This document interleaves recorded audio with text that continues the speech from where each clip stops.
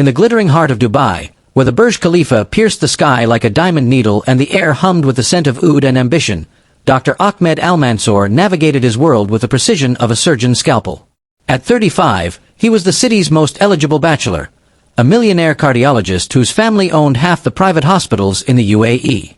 His life was a meticulously planned operation. Early mornings at the gym in Jumeirah, consultations with sheiks and expats alike, and evenings at exclusive iftars or business galas.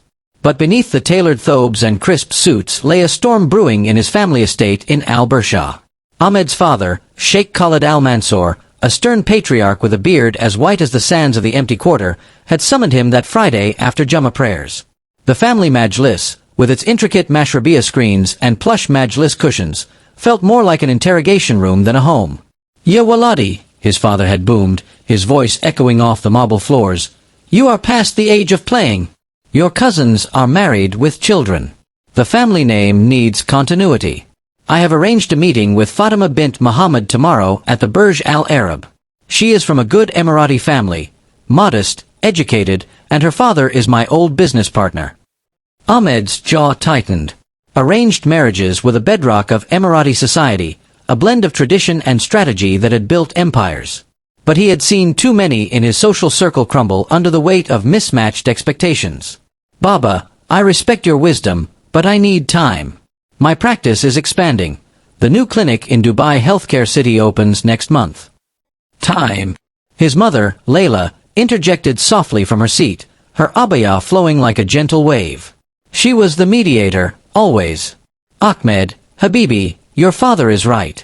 Rumors spread like desert winds. People whisper that the great Dr. Ahmed prefers his foreign colleagues over our daughters. Marry Fatima, and secure your future. By evening, Ahmed was pacing his penthouse overlooking the Palm Jumeirah, the city lights twinkling like stars fallen to earth. He couldn't marry Fatima, not yet.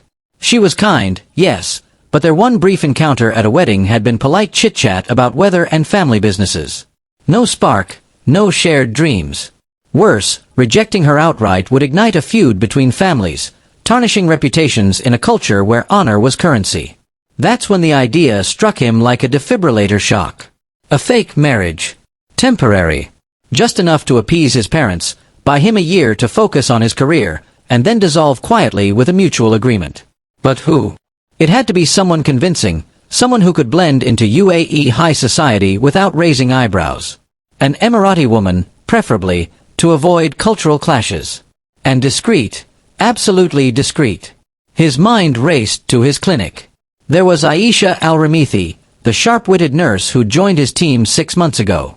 28, from a modest family in Sharjah, she was beautiful in that effortless way, hijab always perfectly pinned, eyes like polished onyx, and a laugh that cut through the sterile hospital air. She'd studied nursing in Abu Dhabi, spoke fluent English with a Gulf lilt, and handled VIP patients with grace. More importantly, she was single, ambitious, and had mentioned in passing her own family pressures about marriage. Perfect. The next day, Ahmed arrived early at the clinic in Dubai Marina, the sea breeze mingling with the aroma of Arabic coffee from the lobby cafe. Patients milled about, some in kanduras, others in designer abayas. Aisha was at the nurses' station, reviewing charts. "Sister Aisha," he called, using the respectful term common in Emirati workplaces. She looked up, her niqab lifted just enough to show a professional smile. "Dr. Ahmed, good morning.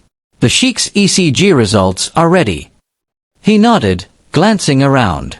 The corridor was empty. "Can we speak privately?" "In my office." Her brow furrowed slightly, but she followed. Ahmed's office overlooked the marina yachts, a symbol of his success. He closed the door, heart pounding unusually for a man who restarted hearts daily. "Aisha, sit. This is unconventional." She perched on the edge of the chair, hands folded in her lap. "Is everything all right, doctor? Did I make a mistake with the reports?" No.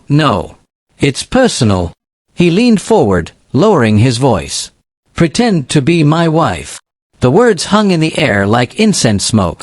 Aisha's eyes widened, her mouth parting in shock. "What? Doctor, are you joking? This is haram, astaghfirullah." "Wait, listen," he whispered urgently, his voice a conspiratorial hush. "It's not real. Just for show.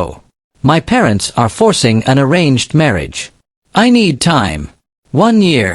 We'll sign a contract. Mutual benefits. You get financial security, help with your family's debts.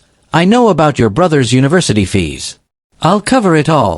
And in return, you attend family events, act the part. No intimacy, no real marriage. Just pretend." Aisha stared, her mind reeling. In UAE culture, marriage was sacred, a union blessed by Allah, not a game. Her family in Sharjah was conservative, her father a retired teacher, her mother dreaming of her in a white thobe at a grand nikah. But debts piled high, her brother's studies in the UK, medical bills from her mother's diabetes. And Ahmed. He was kind, respected, but this? "One condition," she managed, echoing the title's whisper in her thoughts. Ahmed nodded, his eyes intense. "Yes. One condition that will shock you. But first, say you'll consider it." The door buzzed with a pager, another emergency. Aisha stood, heart racing. Dubai's facade of luxury hid real struggles, and this proposal was a whirlwind in the desert. What was his condition?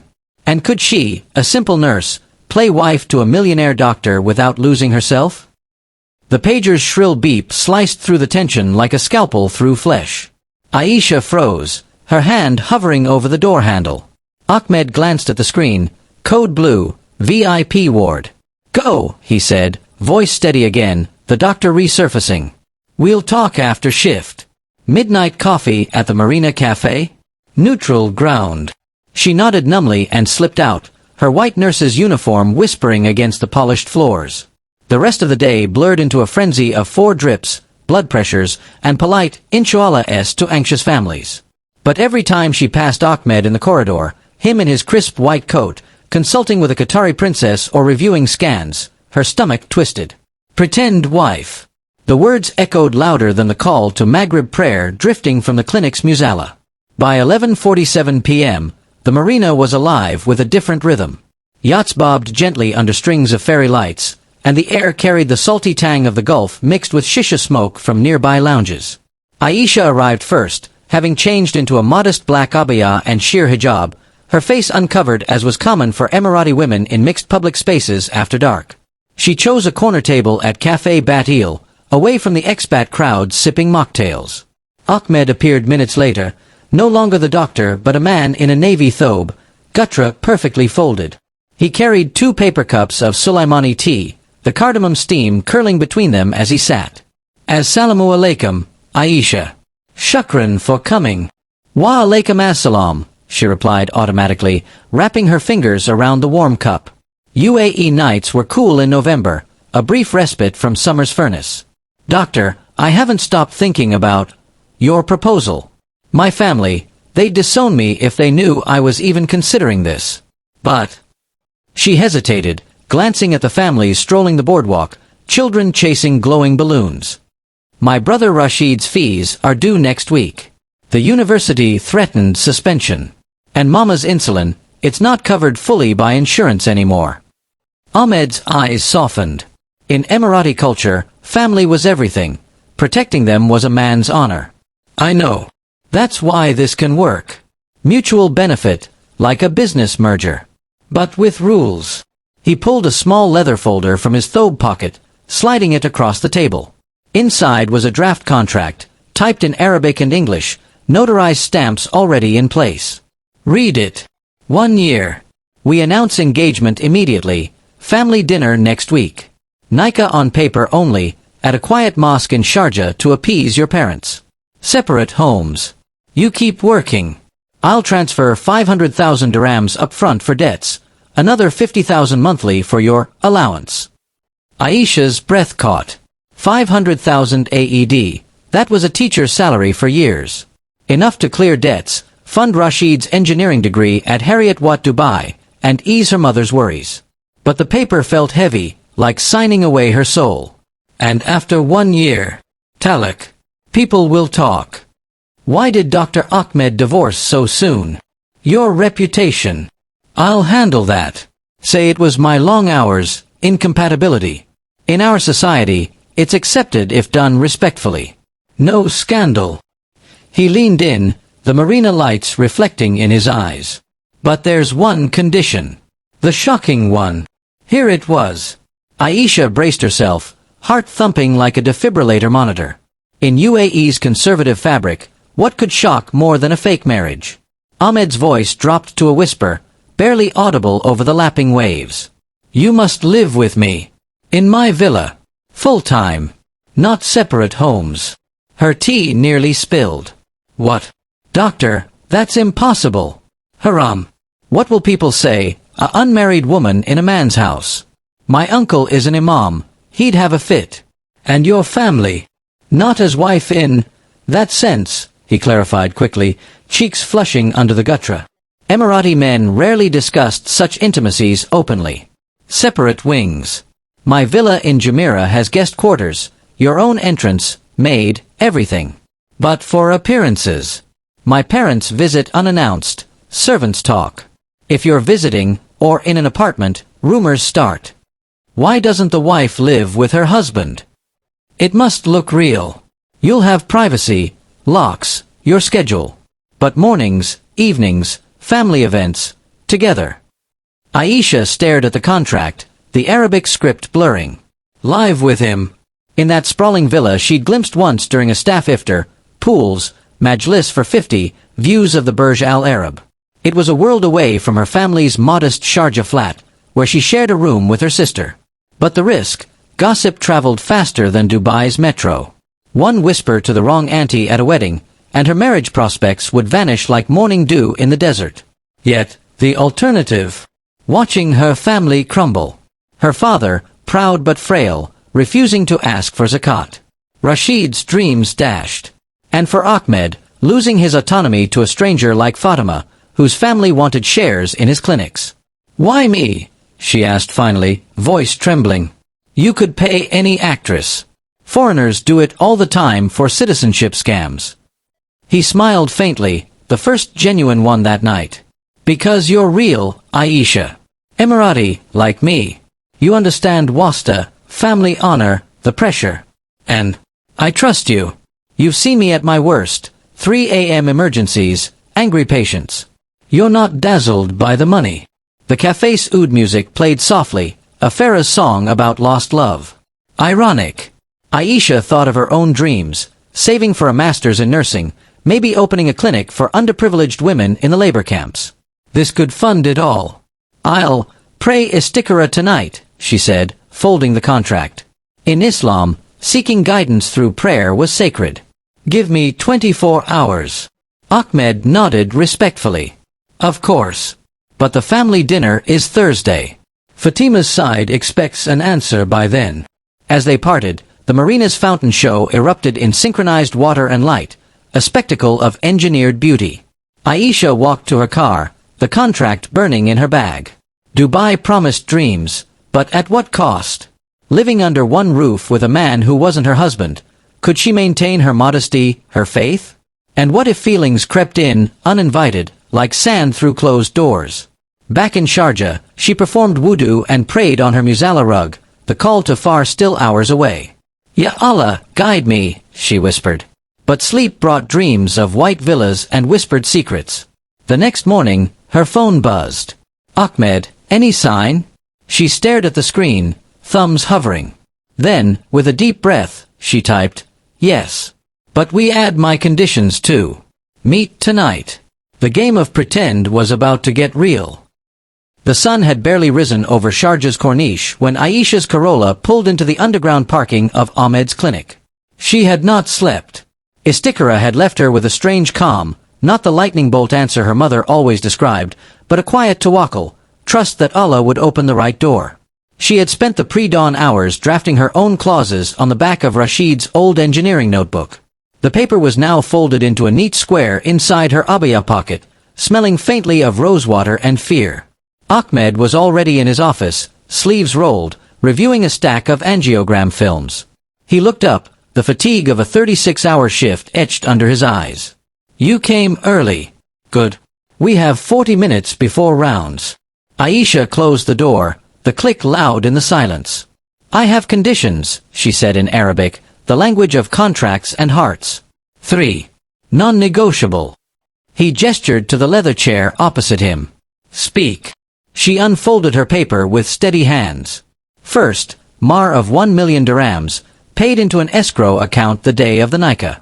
If the marriage ends early, even by your choice, the full amount is mine. No questions. Ahmed's eyebrows rose, but he nodded. Fair. It protects you. Next. Second, I keep my job. Full shifts.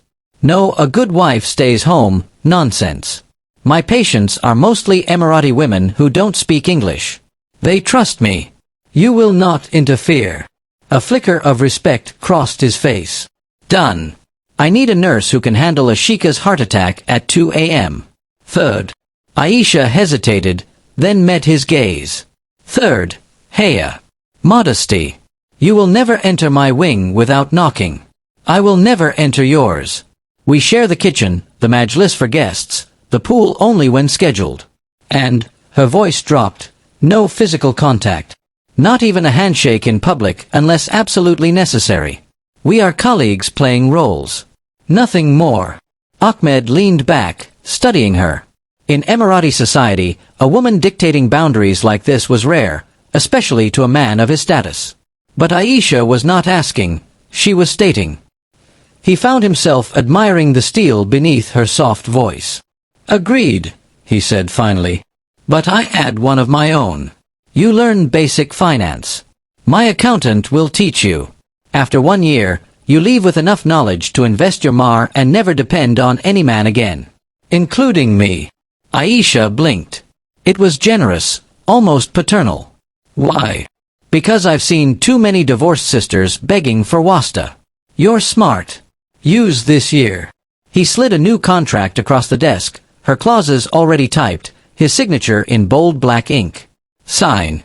Then we tell your family tonight. Mine tomorrow. Her pen hovered. One stroke, and everything changes. She thought of her mother's tired smile, Rashid's acceptance letter gathering dust, the insulin vials in the fridge. She signed, Aisha Khaled Al-Ramithi. Ahmed countersigned, then stood. Welcome to the family, Mrs. Al-Mansour. The title sounded absurd in the fluorescent light.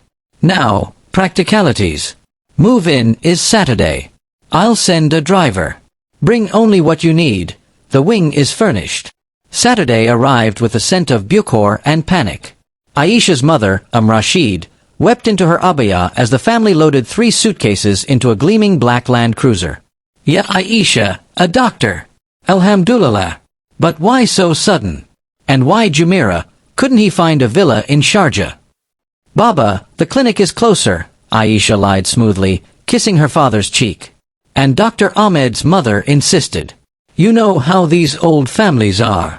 Her father, a retired Molam who still corrected everyone's Quranic tajweed, nodded proudly. A doctor's son-in-law was a coup. The drive to Jumeirah took 30 minutes. The villa gates swung open like a palace in a drama. Palm trees lined the driveway. A fountain shaped like a dhow sprayed water in perfect arcs. A Filipina maid, Maritz, greeted her with a curtsy. Madam, your wing is this way. Aisha's wing was a 2-bedroom apartment attached to the main house by a glass corridor. It had its own kitchenette, prayer room, and a balcony overlooking the pool. Her suitcases looked pathetic against the marble. Maritz bustled about hanging abayas in a walk-in closet bigger than her old bedroom. Ahmed appeared at the corridor door, knocking twice. Tour, he offered. She nodded, clutching her phone like a lifeline. He showed her the main kitchen, sub-zero fridge, gold-trimmed espresso machine, the majlis with its 20-seat sofa, the gym where he ran at 5 a.m. Pool schedule, he said, pointing to a whiteboard. I swim 6 to 7. You take 7 to 8. Maritz does laundry separately. Groceries, write your list here. It was also corporate. That night, she performed Maghrib in her new Musalla, the Qibla app confirming direction. Through the window, she saw Ahmed on the terrace, phone to ear, pacing. His voice carried faintly, Yes, Baba, she settled. Emirati girl, good family. You'll meet her tomorrow. Sunday brunch was the first test. Ahmed's parents arrived in a convoy of Range Rovers. Sheikh Khalid's gutra was starched to perfection. Layla wore a diamond-encrusted abaya that probably cost more than Aisha's annual salary. They embraced Ahmed, then turned to her. Marhaba, Binti, Layla cooed, air-kissing cheeks. So beautiful, mashallah. Ahmed said, you're a nurse. How modern. Aisha smiled, the script rehearsed. Auntie, it's an honor. Dr. Ahmed inspires us all. She served dates and Arabic coffee with trembling hands. Sheikh Khalid grilled her politely. Your father teaches at Al-Murawar school? I know the principal. And your mother's family, from Liwa. Each question a test of lineage. Aisha answered flawlessly, thanking years of henna nights where aunties dissected family trees. By dessert, kunafa dripping with syrup, Layla was planning the engagement party. 2 weeks. At the Armani Hotel. 300 guests. Aisha, dear, we'll hire Bajli Mishka for your dress. Aisha choked on a pistachio. Auntie, something simple? Maybe a traditional Emirati thobe. Nonsense. Layla waved a manicured hand. You're marrying my son. The world must see. Ahmed caught Aisha's eye across the table. Breathe, his look said. We're in this together. Later, as the parents left, Sheikh Khalid pulled Ahmed aside. She's perfect, ya waladi. Modest, educated. Don't let work consume you. Give her children soon. Ahmed's smile didn't reach his eyes. Inshallah, Baba. That night, Aisha sat on her balcony, the Burj Al Arab glowing like a sail in the distance. Her phone buzzed. Rashid. Sis, the uni called. Fees paid in full. How? She typed back. Alhamdulillah. Tell Mama not to worry. Ahmed knocked on the glass door. You survived round 1, he said, holding 2 cups of Karak tea. He stayed on his side of the threshold. Barely, she admitted, taking the cup. Your mother wants 300 guests. I've never even met 300 people. We'll manage. My cousin Noor is a wedding planner. She owes me. She'll keep it tasteful. He paused. You were brilliant today. My father hasn't smiled like that since I made consultant. Aisha sipped the tea, the ginger warming her. It felt real. Scary real. That's the point. He looked out at the pool lights dancing on the water. 1 year, Aisha. Then you walk away richer, wiser, free. She studied his profile, strong jaw, the faint scar above his eyebrow from a childhood camel ride gone wrong. And you? What do you walk away with? He didn't answer immediately. Somewhere, a muezzin called Isha. Time, he said finally. Time to build the pediatric cardiac wing I've dreamed of. Without my father's partners breathing down my neck. They stood in silence, the contract between them like an invisible wall. Somewhere in the villa, Moritz hummed a Filipino lullaby. Dubai's skyline blinked, indifferent. Aisha set her cup down. Good night, doctor. Good night, Mrs. Al-Mansour. The name still sounded like a costume. But as she locked her door, she realized the hardest part wasn't pretending to be his wife. It was remembering she wasn't. 2 weeks blurred into a whirlwind of fittings, guest lists, and whispered rehearsals. Noor, Ahmed's cousin and Dubai's go-to wedding planner for the elite, had transformed the Armani Hotel ballroom into an Emirati dream. Crystal chandeliers dripping with jasmine garlands, low majlis seating in ivory and gold, and a centerpiece fountain flowing with rosewater. The engagement party was tomorrow, 300 invitations sent, 280 RSVPs already confirmed. Aisha's phone vibrated non-stop with messages from cousins she hadn't spoken to since Eid. Mabruk. Tell us everything about the doctor. She stood in her wing's full-length mirror, pinned into a bespoke thobe by a Lebanese designer flown in from Beirut. The fabric was silk zari, emerald green with delicate gold tally embroidery along the hem, traditional yet modern. Noor adjusted the sheer shayla, stepping back. Perfect. You look like royalty, Habibti. Aisha forced a smile. Jazakillah Khairan, Noor. It's overwhelming. Noor, a whirlwind in a hot pink abaya, laughed. Wait till the henna night. Your hands will cramp from all the aunties pinching your cheeks. She checked her iPad. Ahmed's in the majlis with the men. Want me to fetch him for photos? No. Aisha said too quickly. Noor raised an eyebrow. I mean, later. After ASR. Noor shrugged and left. Aisha exhaled, collapsing onto the ottoman. The thobe pooled around her like a green sea. One night, she told herself.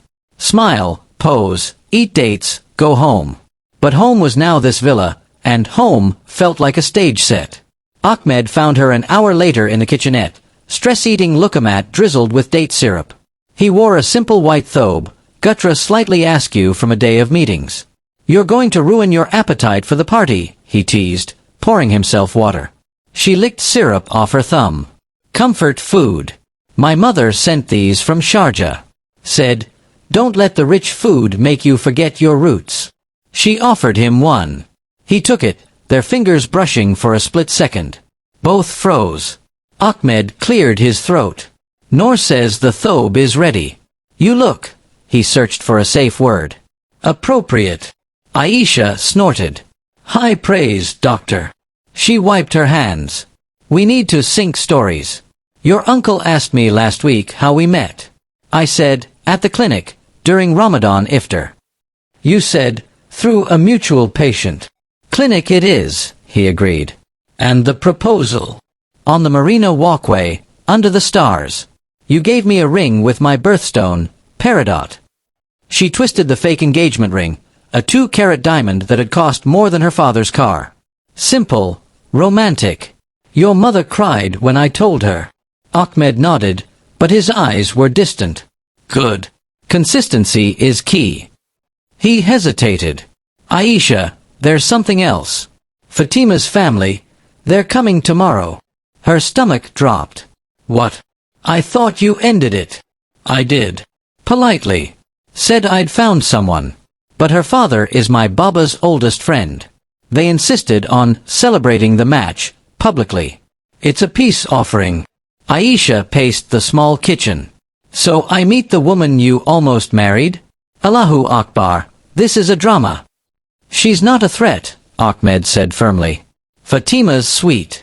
She'll smile, congratulate us, and leave. Her pride won't let her do otherwise. Aisha wasn't convinced. In Emirati circles, a rejected bride didn't just vanish. She became a ghost at every wedding, a cautionary tale whispered over Kawa. The night before the party, Aisha couldn't sleep. At 2 a.m., she slipped out to the pool deck in her robe and slippers.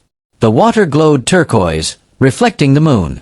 She sat on a sunbed, reciting Ayat al-Kursi under her breath.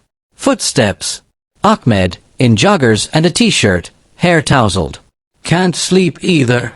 Nightmares about tripping in front of 300 people, she admitted. He sat 2 loungers away, respecting the boundary. Want to practice the entrance? Noor choreographed it like a Bollywood scene. Aisha laughed despite herself. Fine. But no dipping. I'm not Rose, and you're definitely not Jack. They stood by the pool's edge. Ahmed extended his hand, palm up in the traditional gesture. Ya Aisha bint Khaled, will you honor me with your presence? She placed her hand lightly on his.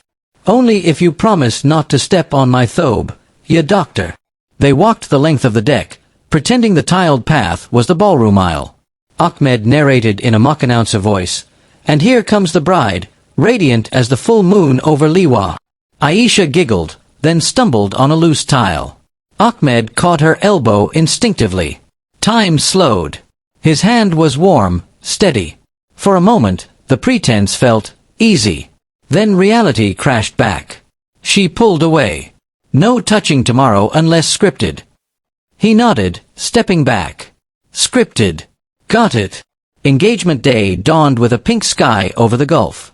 By noon, the villa buzzed with stylists, florists, and Marits directing traffic like an air traffic controller. Aisha's family arrived in their best clothes, her mother in a new abaya, Rashid in a too-tight thobe borrowed from a cousin. Rashid wept again, hugging Ahmed. May Allah bless you both with pious children. Ahmed smiled tightly.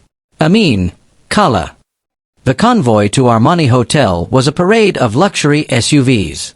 Paparazzi, hired by Noor for candid shots, snapped photos as they entered the private lobby. Inside, the ballroom was a scented garden. A string quartet played Farah's covers. Guests milled in designer thobes and abayas, air-kissing and exchanging business cards. Aisha clung to Ahmed's arm as rehearsed. Cameras flashed. "Smile like you love him," Noor hissed from behind. Then she saw Fatima. She stood near the fountain, petite in a champagne abaya, henna'd hands clasped. Her eyes met Aisha's, curious, not hostile. Fatima approached with her mother, a formidable woman dripping in pearls. "Marhaba, Aisha," Fatima said softly, voice like wind chimes. "Mabruk. Ahmed is lucky." Aisha's throat tightened. "Shukran, Fatima. You look lovely." Fatima's mother air-kissed Ahmed. "We brought a gift, a Quran from Mecca. For your new home." The subtext was clear. "We're still family." Ahmed accepted graciously. "Jazakum Allah khairan. Please, enjoy the sweets." As they walked away, Fatima glanced back once. Aisha caught a flicker of something. Relief? Regret? She couldn't tell. The program unfolded flawlessly. Speeches, ring exchange, the real diamond now on her finger, a duet by a local oud player. Then the dance floor opened. Couples swayed to Nancy Ajram. Ahmed led Aisha to the center for the obligatory first dance. "No dipping," she whispered. "Promise." His hand hovered at her waist, not touching. They moved in slow circles, the room spinning. Guests clapped. Someone shouted, "Zaffa! Bring the Zaffa!" Drums erupted. Men in traditional attire entered with swords, performing the Arda. Ahmed was pulled in, family tradition. Aisha watched from the side, heart swelling with unexpected pride. He moved with natural grace, the millionaire doctor now a warrior in thobe and gutra. Later, in a quiet corner, Rashid cornered her. "Sis, this is insane. You're like royalty now. But are you happy?" The question hit like a slap. "It's complicated," she admitted. "But the money's real. Your tuition. Forget the money. You're glowing, but it's like stage lights, not sunlight." He hugged her. "Just don't lose yourself, okay?" Back at the villa past midnight, the adrenaline crashed. Aisha kicked off her heels in the foyer, thobe trailing. Ahmed loosened his gutra, collapsing on the majlis sofa. "We did it," he said, voice hoarse. "No scandals." Baba texted, "Proud son." Aisha poured them both water from the dispenser. Fatima was kind. "She's better off. Her father's arranging someone in Qatar now."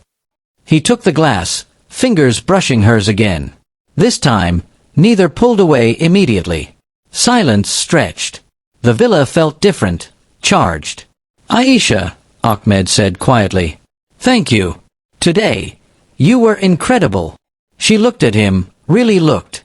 The exhaustion, the relief, the man behind the title. "You too, doctor. But tomorrow, back to separate wings." He nodded slowly. Separate wings. But as she walked to her door, she felt his gaze on her back. The contract was ironclad. The boundaries clear. So why did her heart feel like it was crossing a line?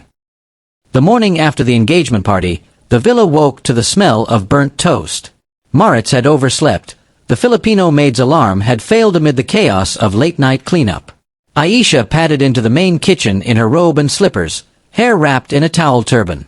Ahmed was already there, staring at a smoking toaster like it had personally offended him. "Morning," she mumbled, reaching past him for the coffee pods. Their shoulders brushed. Both pretended not to notice. "Maritz left the bread in too long," he said, ejecting the charred slices with a fork. "I can make you manouche from the freezer. I'll survive on dates." She popped a pod into the machine, the hiss filling the awkward silence.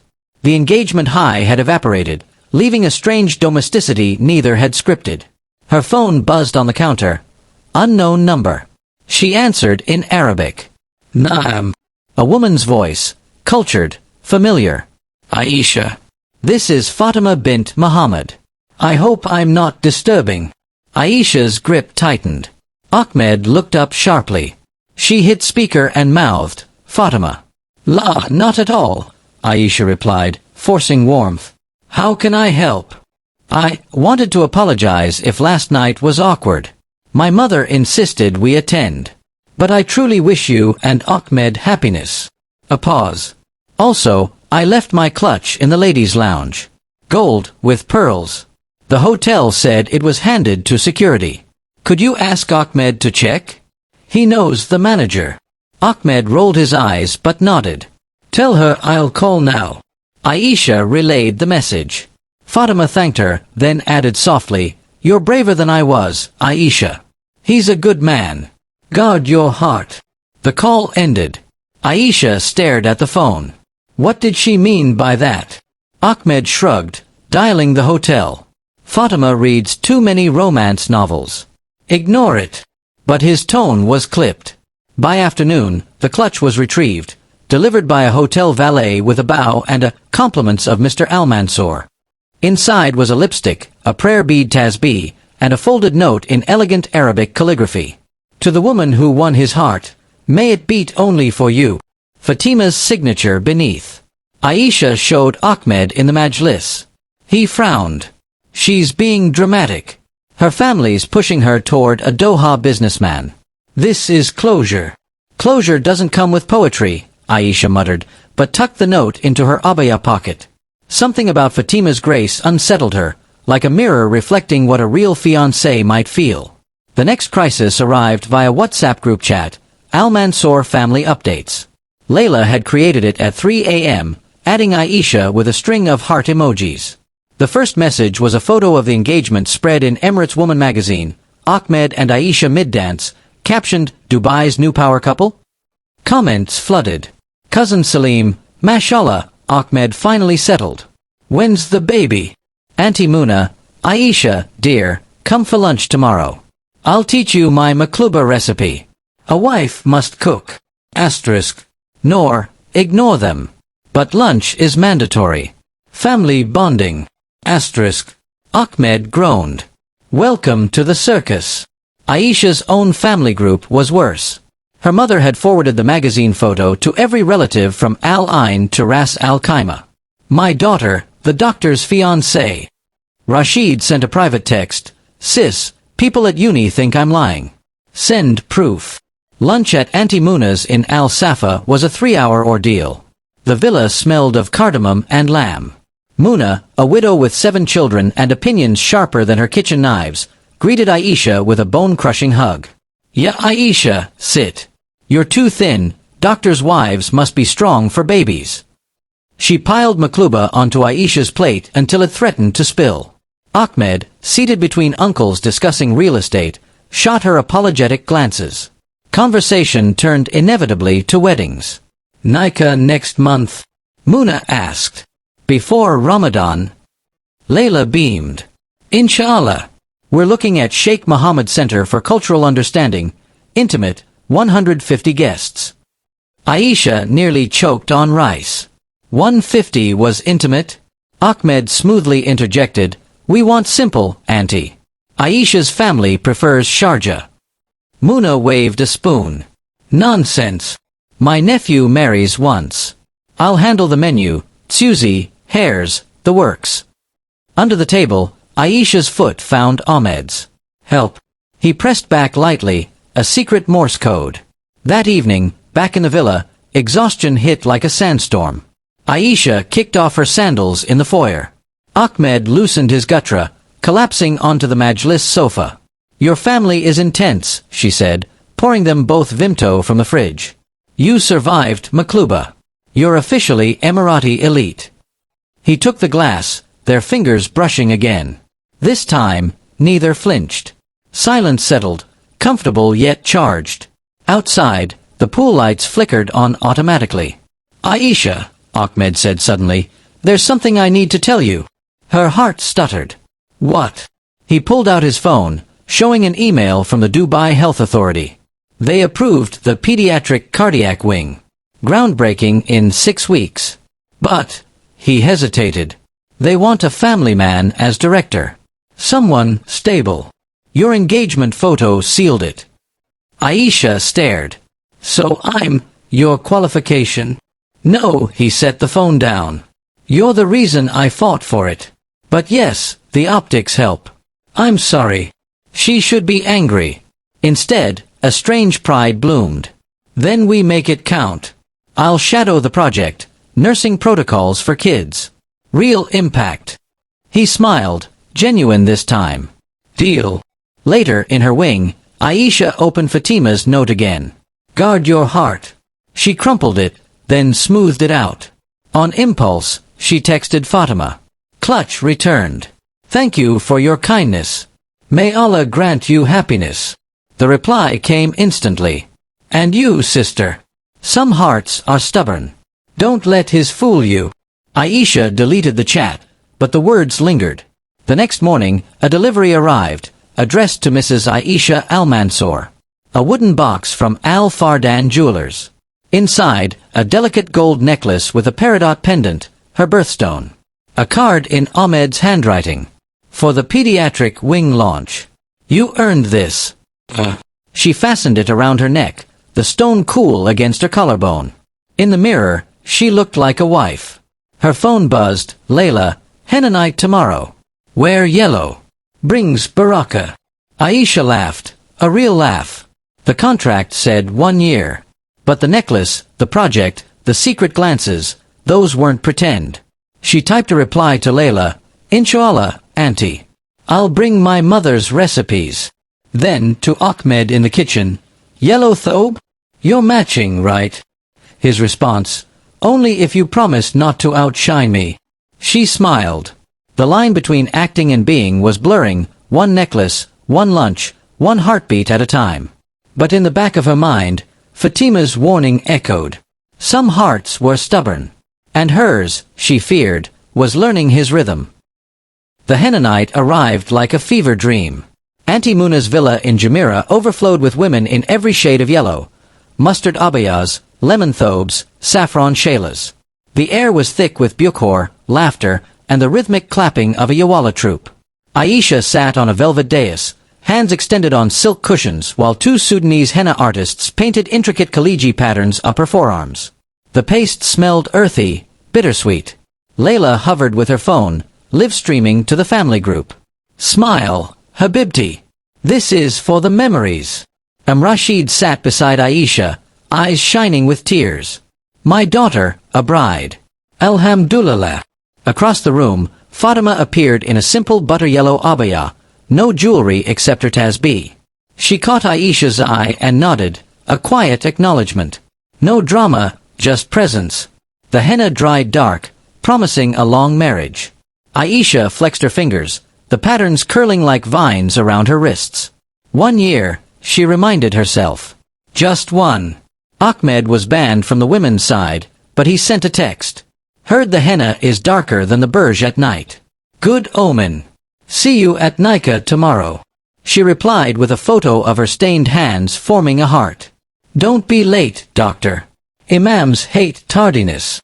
The Nika was held at Sheikh Mohammed Center for Cultural Understanding, a restored wind tower house in Al-Fahidi. Only 80 guests, intimate by Al-Mansour standards. The courtyard glowed with lanterns. A soft breeze carried the scent of jasmine from the Bastakia alleys. Aisha wore a white jalabia with silver tali, her face uncovered as per Emirati bridal tradition. Her father walked her down the aisle of woven mats. Ahmed stood at the front in a pristine bisht, gutra edged in gold. His eyes locked on hers, unreadable. The Imam, a gentle Yemeni scholar, began. Do you, Ahmed Khalid Al-Mansour, accept Aisha Khalid Al-Ramithi as your wife, with mahr of 1 million dirhams? I accept, Ahmed said, voice steady. The question turned to Aisha. Her father squeezed her hand. She glanced at Rashid in the front row, then at her mother dabbing tears with her shayla. Finally, at Ahmed. I accept, she said. The words felt heavier than the ring now sliding onto her finger. The guests erupted in Zagruta. Dates and sweets were passed. The contract, both the real one and the secret one, was sealed. The first month of marriage passed in a blur of adjustments. Aisha kept her clinic shifts. Ahmed buried himself in the pediatric wing construction. They developed a routine. Far, Separate prayers, then shared breakfast, Ahmed's manouche, Aisha's balalit. Evenings, family dinners when parents visited, then retreating to wings. Fridays, Jummah at the mosque together, then lunch with one set of in-laws. The pediatric wing became their real marriage. Aisha designed the pediatric ICU layout. Ahmed secured funding from a Qatari princess. They argued over paint colors. She wanted calming blues. He insisted on antibacterial whites, and celebrated milestones with Karak tea on the construction site. One night, after a 14-hour shift, Aisha found Ahmed asleep on the Majlis sofa, blueprints across his chest. She draped a blanket over him, fingers lingering on his shoulder. He stirred. "Sorry," she whispered. "Didn't mean to wake you." He caught her hand. "Stay." They sat in silence, the villa quiet except for the hum of the AC. "6 months left," he said finally. "I know." She pulled away gently. "Boundaries, remember?" He nodded, but his eyes followed her to her wing. The crack appeared during Ramadan. The family insisted on a grand iftar at the villa, 100 guests, live oud, charity auction for the pediatric wing.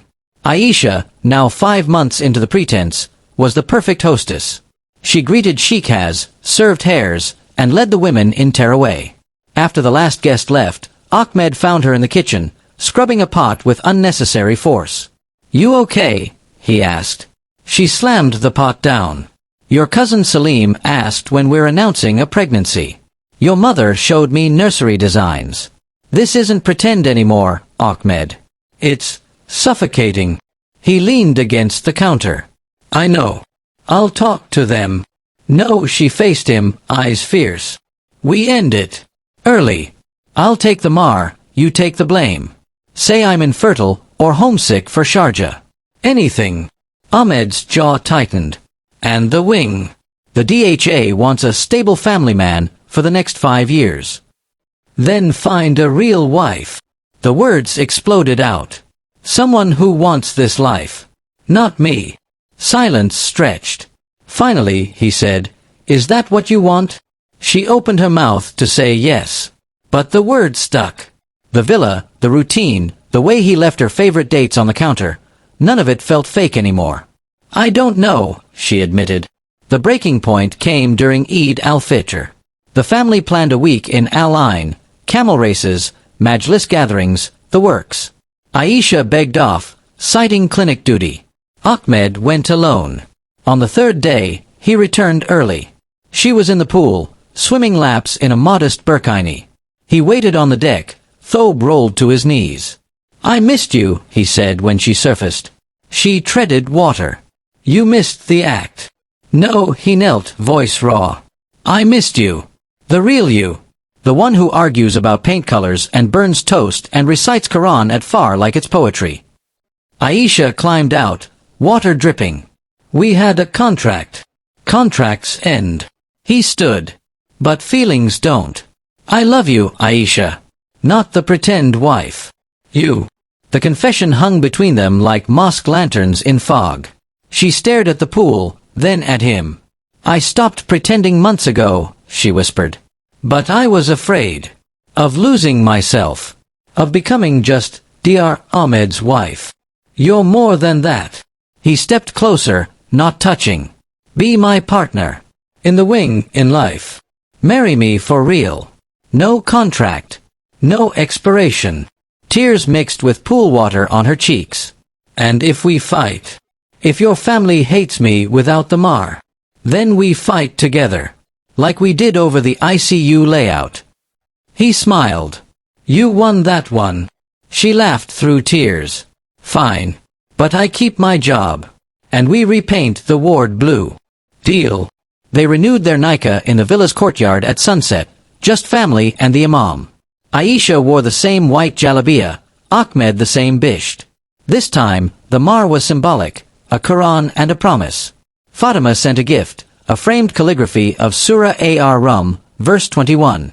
"And among his signs is that he created for you mates from among yourselves, that you may find tranquility in them." Aisha hung it in their bedroom.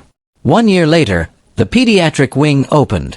Aisha, now co-director, cut the ribbon in a navy suit, hijab pinned with the peridot brooch Ahmed gave her on their real anniversary. The ward was blue. The children's laughter echoed off the walls. That night, in their shared bedroom, Ahmed traced the faded henna scars on her hands. "Still dark," he murmured. "Good omen," she replied, kissing him. Outside, Dubai's skyline glittered, taller, faster, richer. But inside the villa, two hearts beat in perfect sync. No pretense. No conditions. Just love, Emirati style, rooted in faith, forged in fire, and blessed by Allah.